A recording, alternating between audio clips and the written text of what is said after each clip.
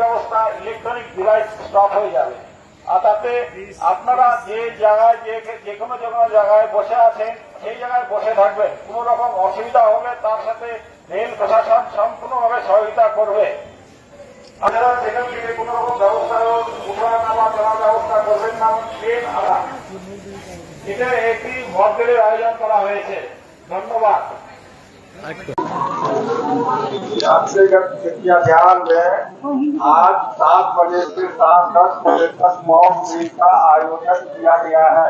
उस दौरान सभी स्टेशन का लाइट वगैरह सब बंद हो जाएगा। जो यात्री जहां पर है वहीं पर बैठे रहेंगे। किसी यात्रियों को पैनिक होने की आवश्यकता नहीं है। प्रकार का मोबाइल लाइट